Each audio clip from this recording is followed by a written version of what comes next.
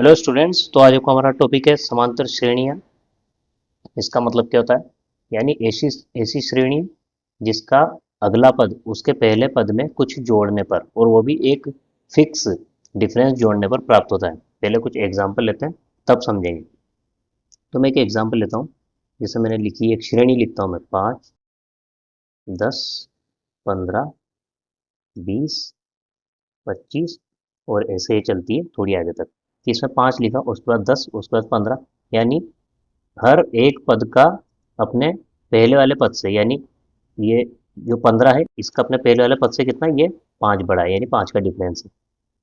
और ये इससे फिर 5 बड़ा है, यानी और ये इन दोनों के बीच में डिफरेंस 5 का है। तो ये डिफरेंस फिक्स होगा। एक और एग्जांपल लेते हैं, जैसे मैं लिख देता हूँ यहाँ पे। यानी किसी की, ये आप मान सकते हैं कि सैलरी है, उसको पहले साल यानी फर्स्ट ईयर तो उसको 8,000 मिलते हैं। सेकंड ईयर उसको मिलते हैं 500 रुपये बढ़ा के, और हर साल उसको 500 बढ़ेंगे। तो अगले साल हो जाएगी उसकी 8,500, फिर उसके अगले साल हो जाएगी उसकी 9,000, दूसरे ईयर में, तीसरे ईयर में, और इस तरह से उसके आगे बढ़ेगी। तो ये भी एक श्रेणी है, क्योंकि इसमें भी जो अगला पद है उसके पहले वाले पद में दोनों के बीच में एक फिक्स डिफरेंस है, यानी 500 का डिफरेंस आ रहा है इसमें। तो इस तरह की श्रेणी को हम कहते हैं समांतर श्रेणी या अर्थमेटिक प्रोग्रेशन। इसको शॉर्ट में एपी भी बोलते हैं। तो इस श्रेणी में क्या होता है कि जितने भी पद आपको मिलेंगे उसमें जो डिफरेंस होगा वो सेम होगा। डिफरेंस बार बार चेंज नहीं होगा। ये ऐसे नहीं होगा कि पहले 1 आ रहा है, यानी अगर हम डिफरेंस में 1 के बाद 3 आ रहा है, फिर 5 आ रहा है, जैसे इसमें 2 का डिफरेंस यहाँ तो चल रहा है, फिर उसके बाद एकदम से आ गया 9। इस तरह से नहीं चलेगा। उसमें जितने भी पद होंगे शुरू से लेकर आखिर तक, उनके बीच में डिफरेंस सेम होगा। तो ऐसी श्रेणियाँ जिसमें प्रत्येक पद अपने पद से एक निश्चित संख्या जोड़ने पर प्राप्त होता है, यानी अपने पद में कुछ निश्चित संख्या जोड़ने पर प्राप्त होता है, उसको हम बोलते हैं समांतर श्रेणियाँ। जो भी ऐसे हमको श्रेणियाँ मिलेगी, समांतर श्रेणियाँ। अब हम इनको क्यों पढ़ रहे हैं? क्योंकि देखिए, किसी पर्सन की एक सैलरी के बारे में लिया था कि उसकी हर ईयर 500 इंक्रीमेंट होता है। तो अगर वो जानना चाहे कि 10वें साल पर उसकी सैलरी क्या होगी, तो वो उसको कैलकुलेट कैसे करेगा? इसी तरह अगर वो ये ये संख्या बढ़ती है, जैसे 20वें साल देखे, तो बार बार इसे जोड़ता तो नहीं रहेगा। तो कुछ फॉर्मूला है, कुछ ऐसी कैलकुलेशन होगी जिससे डायरेक्ट निकाल सके। तो हमें कुछ ऐसी कैलकुलेशन करनी होती है, उसके लिए हम ऐसी श्रेणियों का अध्ययन कर रहे हैं। तो जैसे मैं कुछ नंबर लिखता हूँ, जैसे मैं -5 लिखता हूँ, फिर उसके बाद मैं लिखता हूँ -8, और फिर मैं लिखता हूँ -11, और फिर लिखता हूँ -14, और इस तरह से ये सीरीज चलती है। तो हम जानना चाह रहे हैं कि क्या ये समांतर श्रेणी में आता है या फिर नहीं आता है। क्योंकि अब इसमें क्या, माइनस, पहले -5 था फिर 8 था, तो अब इसमें डिफरेंस कैसे निकालेंगे? तो हमें कुछ नहीं करना है। जो दूसरा वाला पद है उसमें से पहले वाले पद को घटाएंगे, तीसरा वाला पद है उसमें से दूसरे को घटाएंगे, जो चौथा पद है उसमें तीसरे को घटाएंगे। तो हमें डिफरेंस सेम मिलना चाहिए, यानी यहाँ -8 है और यहाँ 5 है, तो -8 माइनस माइनस करना है -5 को। तो यहाँ से क्या मिलेगा हमको, ये माइनस माइनस प्लस हो जाएगा। तो ये -8 प्लस 5 हो जाएगा। तो यहाँ से क्या है हमारे पास, -3। इसी तरह इन दोनों के बीच का डिफरेंस निकालना है, -11 माइनस और फिर -8। तो यहाँ से क्या आएगा, -11 ऐसे ही, ये प्लस हो गया 8, यहाँ से आएगा -3। फिर इस वाले को करते हैं, इन दोनों के बीच का डिफरेंस निकालना है, यानी सेकंड माइनस ये फर्स्ट वाला। तो -14 माइनस और ये -11।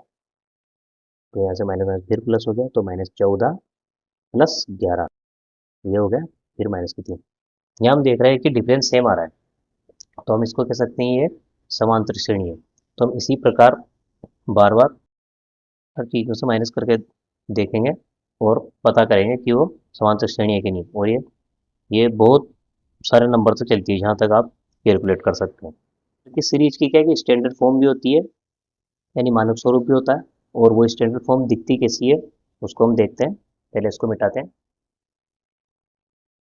अब हमें बनानी है स्टैंडर्ड फॉर्म। तो हमारे पास ओनली एक ही हिंट है कि जो डी है, यानी डिफरेंस, हम डिफरेंस को यहाँ डी से दिखा रहे हैं, यानी जो डी है वो हमेशा फिक्स होता है।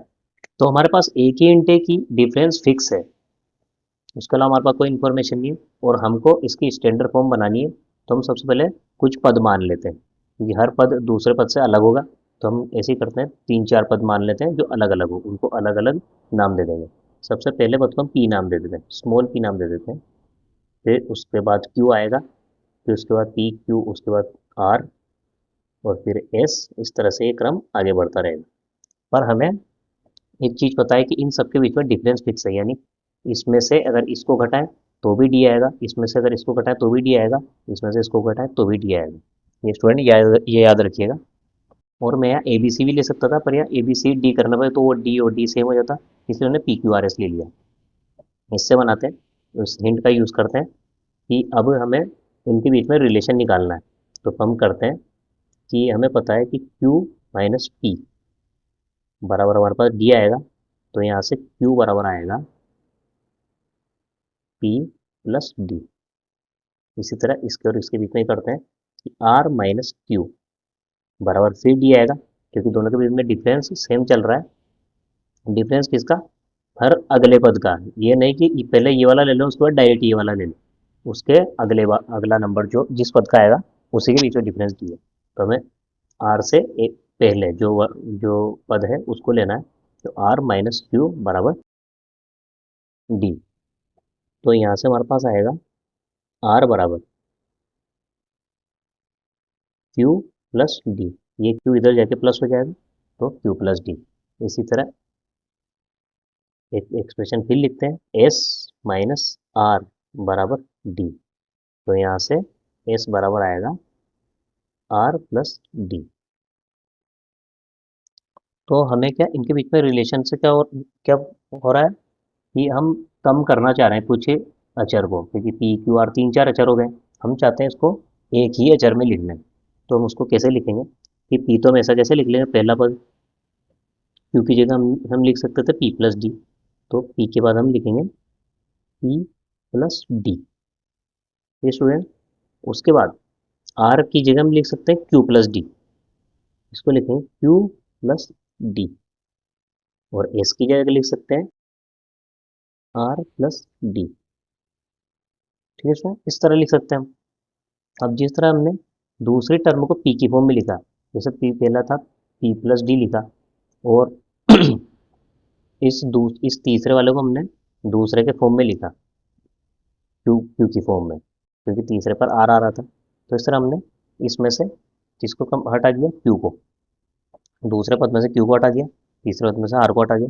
इसी तरह हम लिख सकते हैं क्यू की जगह में क्या लिख सकते हैं, क्यू की जगह में क्या लिखा था हमने, पी प्लस डी। तो इस क्यू की जगह पी प्लस डी भी लिख सकते हैं।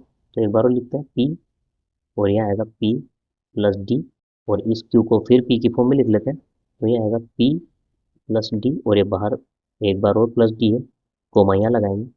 इस आर को भी इसी की फॉर्म में लिख लेते हैं। तो आर क्या होगा, क्यू प्लस डी होगा। तो आर को तो लिखते हैं Q plus D plus D.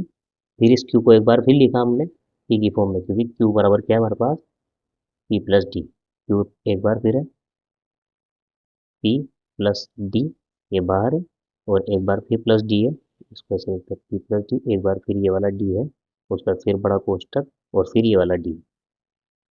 तो ये फर्स्ट टर्म होगी, ये सेकंड वाली ऐसी है, ये थर्ड है, और ये फोर्थ वाली है। इसको वापस रीअरेंज करके एक बार फिर से लिखते हैं यहाँ। तो देखिए, पहला पद पी तो ऐसा कैसा आ जाएगा, फिर उसके बाद पी प्लस डी भी ऐसे ही आ जाएगा। देखिए यहाँ हो क्या रहा है, हमने ज़्यादातर सारे पदों को हम पी की फॉर्म में लिख रहे हैं, देखा। तो हमने क्या क्यू आर और एस तीनों को एलिमिनेट कर दिया है, हम सभी को पी के फॉर्म में लिख रहे हैं। तो पी प्लस डी लिख दिया, और फिर तीसरी फॉर्म भी ये पी प्लस डी की फॉर्म में आ गई। तो पी प्लस डी तो कितना हो गया, 2 डी हो गया। तो पी प्लस 2 डी, फिर कोमा लगाया, ये हो गया, ये हो गया, और ये वाला भी हो गया। इसके बाद ये वाली फॉर्म लिखनी है, इसको हमने फिर एक बार किया था तो ये बन गया था। तो अब फिर क्या लिखना है, पी और ये plus D plus D plus D, यानी 3 बार डी आ रहा है। तो P plus 3 D, P plus 3 D. अब हमें अगला पद लिखना है। तो अगले पद के लिए हम इन सबको देखते हैं। तो यहाँ पी, यहाँ पहले फर्स्ट पद में पी आया था, उसके बाद 1 डी आया, फिर 2 डी आया, फिर 3 डी आया, तो इसके बाद चौथा पद क्या होगा? P+4D। और ये चौथा नहीं, पांचवा पद है, 1 2 3 4 5, तो पांचवा पद होगा P+4D। तो इस तरह से इसकी हमें स्टैंडर्ड फॉर्म मिल जाती है। ये स्टैंडर्ड फॉर्म क्या है? जो पहला पद है उसी उसी जो दूसरे तीसरे चौथे पद है वो सारे इसी के फॉर्म में मिल जाते हैं। तो हमें क्या, बहुत सारे अक्षर की जरूरत नहीं है, ओनली जब फर्स्ट वाला मिल जाएगा तो फर्स्ट वाले की फॉर्म में हम इसको लिख सकते हैं। तो हमें ओनली एक तो डिफरेंस और एक पहला पद, दो चीज़ें मालूम होना जरूरी है। अगर पहला पद और डिफरेंस मालूम है तो हम पूरी सीरीज बना सकते हैं। इसका मतलब ये, तो ये हमारी हुई स्टैंडर्ड फॉर्म, है ना, एपी की।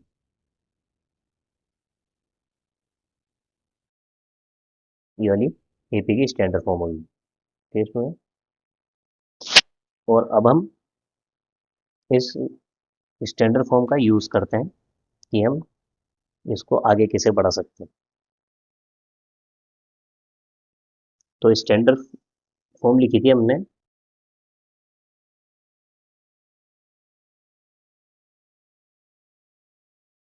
एपी की, यानी अर्थमेटिक प्रोग्रेशन की, है ना, समांतर श्रेणियों की स्टैंडर्ड फॉर्म कौन सी होती है?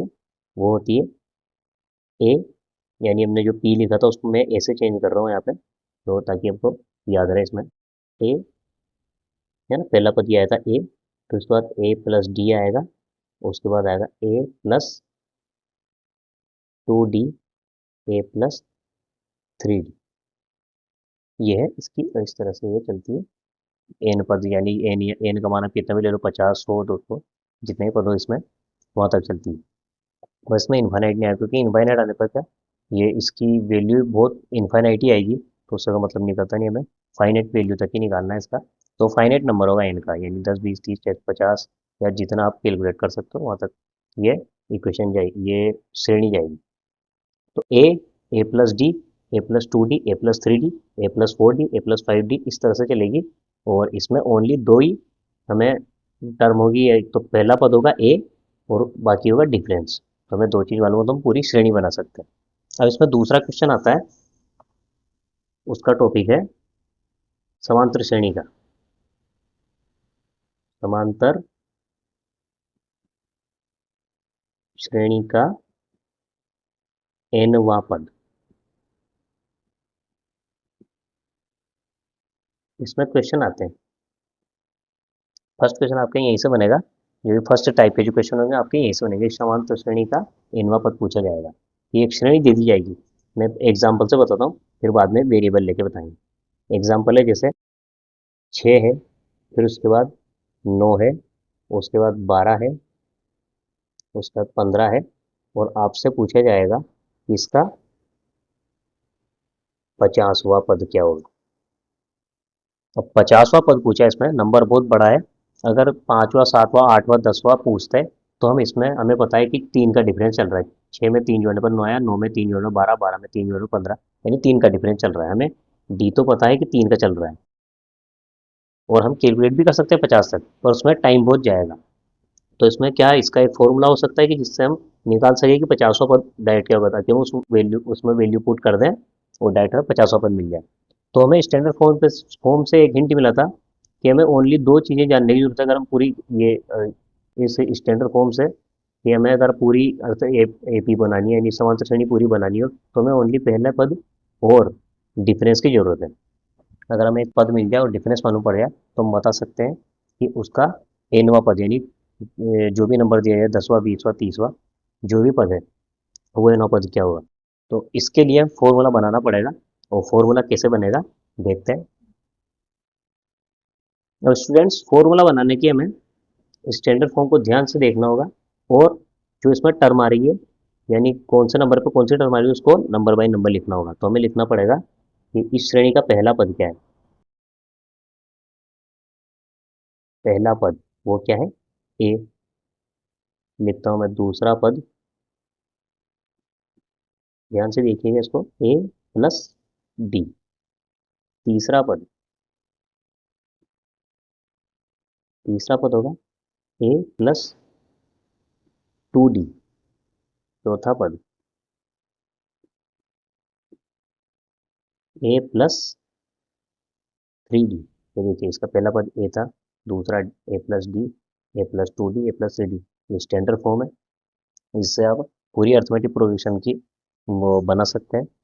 तो इसी को हम सीक्वेंस से लिख रहे हैं कि इसमें पहला पद क्या है, तो हमें क्या एनवा पद निकालना है। अब यहाँ एनवा पद, अब देखिए इसमें चल रहा है ए, सब में चल रहा है। देखिए पहले पद में भी ए है, दूसरे भी है, तो यानी ए तो उसमें होगा, ठीक है स्टूडेंट। और डी भी होगा क्योंकि पहले पद में डी डी डी डी सब चल रहा है, और डी भी होगा। अब यहाँ देखिए, यहाँ हम मान सकते हैं यहाँ 0D, ठीक है स्टूडेंट। अब देखिए पहले पद में आया 0D, दूसरे पद में आया एक बार डी, तीसरे पद में आया दो बार डी, यानी जिस नंबर का पद है उससे एक कम आ रहा है यहाँ। देखिए चौथा पद है तो 3 बार डी, यानी चौथे पद से एक कम आ रहा है। यानी अगर हम यहाँ पे पांचवा पद लिखें, पांचवा, तो हम लिख सकते हैं ए प्लस 5 - 1, 5 - 1 डी। ये लिख सकते हैं क्योंकि जो भी पद है उससे एक नंबर कम आ रहा है, तो हम इसको ऐसे लिख सकते हैं 5 - 1 डी। इसी तरह हम 3 को क्या लिख सकते हैं, 2 - 1 डी, ठीक है। इन 2 माइनस क्या, 4 - 1 डी अगर 3 को लिखना है तो। और इस 2 को लिखना है 3 - 1 डी, यानी जब तीसरा पद है तो 3 - 1, चौथा पद है तो 4 - 1, पांचवा पद है तो 5 - 1, अगर एनवा पद है तो n - 1 डी।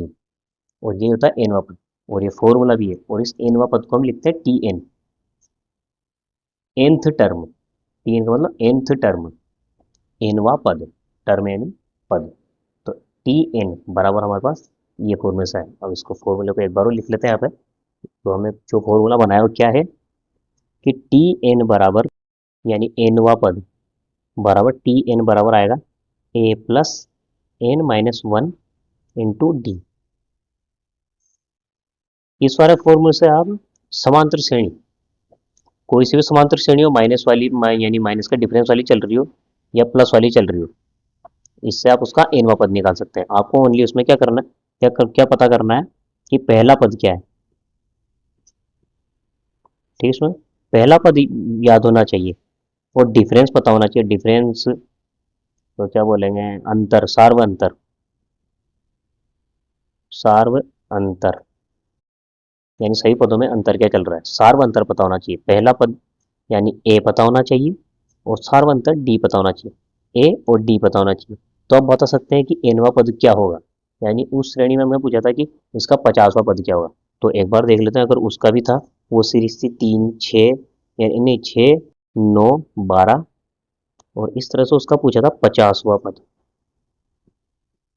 तो उसको हम एज ए क्वेश्चन ले लेते हैं, इसको क्वेश्चन के रूप में लिखते हैं, इसको यहाँ करते हैं ताकि हमको इस फॉर्मूले की प्रैक्टिस हो जाए और ये फॉर्मूला याद करने में आसानी हो। तो हम क्वेश्चन ही बना लेते हैं। क्वेश्चन हमने बनाया था कि 6 है ना, पहला पद 6 था, 9 था, 6 9, और फिर था 12, और फिर 15। इस तरह से इसका 50वां पद पूछा था। 50वां पद क्या होगा, 50वां पद निकालना है। पहला पद हमारे पास है ए बराबर, है ना, पहले पद को ए बोलेंगे, ए बराबर 6, और डिफरेंस, डिफरेंस हमें यहाँ से आसानी से कैलकुलेट कर सकते हैं। फिर दूसरे पद में से पहले पद को घटाएंगे तो हमारे पास 3 आ रहा है, 9 में से 6 गया 3, 12 में से 9 गया 3, 15 में से 12 गया 3। हर बार डिफरेंस सेम आ रहा है, यानी समांतर श्रेणी है, और डिफरेंस आ रहा है 3 का, यानी डी बराबर 3, सार्वंतर है, सार्वंतर 3 है, पहला पद 6 है। अब हमें इसका एनवा पद ज्ञात करना है, यानी टी एन, एनथ टर्म, ठीक है स्टूडेंट, एनथ टर्म ज्ञात करनी, टी एन बराबर हमें ज्ञात करना है। तो एन क्या हो गया यहाँ पे, 50वां पद है ना, 50वां ज्ञात करना है, तो एन बराबर 50। फॉर्मूला क्या था, फॉर्मूला लिखते हैं एक बार और, टी एन बराबर ए प्लस n - 1 इंटू डी, ठीक है। आप आपने देखा इसी, पहली जो टर्म थी उसमें 0D आता, और पहली टर्म में A+0D आता है, दूसरे पर में A+D आता है, फिर तीसरे में आता था ए प्लस टू डी। तो इस तरह से एन में आएगा एन से एक कम डी, ठीक है। तो एन माइनस वन डी, तो ये फॉर्मूला हो गया। और इस फॉर्मूला में वैल्यू रखनी है, एक ही जगह पे रखेंगे 6, तो टी एन बराबर 6 प्लस एन की जगह रखेंगे 50, ये 50वां पद निकालना है, माइनस एक, और डी की जगह वैल्यू रखनी है, डी की जगह वैल्यू रखेंगे 3। सोल्व करते हैं एक बार, 6 प्लस 50 में देखिए 49, 49 गुणा 3, यहाँ से आ जाएगा 9 3 9 27 के साथ 2, 3 चौक 12 और 2 14, यानी 147, 147 और 6 153। तो इसका 50वां पद आएगा 153। हमने इस फॉर्मूले से इसको निकाला। ये फॉर्मूला कैसे बना था, जब हमने स्टैंडर्ड फॉर्म को हमने एनालाइज किया था। स्टैंडर्ड फॉर्म क्या थी, एक बार वो लिखते हैं। स्टैंडर्ड फॉर्म थी ए के बाद कोमा है ना, फिर थी ए प्लस डी, फिर थी ए प्लस टू डी, फिर थी ए प्लस थ्री डी। इस तरह से ये चलती थी एन तक, ठीक है, एन कॉट एन तक चलती। तो ये तो स्टैंडर्ड फॉर्म थी। पहले एक बार और रिवाइज करते हैं। पहला जो पद था उसको हमने ए माना था, और ए सब में दिया होगा। और अगर ए नहीं दिया होगा तो दूसरी तीसरी चौथी टर्म देगी। बहुत सारे क्वेश्चन बन सकते हैं इस पर, ताकि हम ए को निकाल सकते हैं। अगर अगर ए नहीं देगा तो डी देगा, और एन भी देना पड़ेगा, तो ए निकल जाएगा। पहला पद भी निकाल सकते हैं ऐसा, टी एन बराबर देना होगा कि ए इसका एनवा पद कितना है। यानी इस इक्वेशन में से अगर हमें कोई एक चीज़ नहीं दे और बाकी सारी दे दे तो हम सब निकालने को उससे अलग अलग क्वेश्चन बन जाते हैं। पर स्टैंडर्ड फॉर्म ये होती है ए प्लस डी, ए प्लस टू डी, ए प्लस थ्री डी, और एक फॉर्मूला ये होता है। तो हमें अभी तक के लेक्चर में हमको दो चीज़ देखने को मिली है। सबसे पहले स्टैंडर्ड फॉर्म देखी है हमने। स्टैंडर्ड फॉर्म जो ये होती है, उसके अलावा हमने एनवा पद निकालने का फॉर्मूला डेराइव भी किया, यानी फॉर्मूला बना के देखा, उसका क्वेश्चन भी किया हमने, और उसका फॉर्मूला भी ये है। तो अभी तक हमने स्टैंडर्ड फॉर्म और एनवा पद दो मेथड देखे। बाकी ये जो क्वेश्चन है वो एनवा पद के बाद बनते हैं, कि हमसे पूछा जाएगा कि पूरी एक सीरीज दे दी जाएगी, उसमें बता देंगे कि 10 पद है, इतने पद है, और इन सबका योग करके बताओ। तो उसमें क्या प्लस दे दिया, यानी सबको जोड़ना होगा कि इनका जोड़ कितना आएगा। तो उस तरह के क्वेश्चन हम आगे करेंगे। अभी तक के लेक्चर में इतना ही। तब तक के लिए गुड बाय।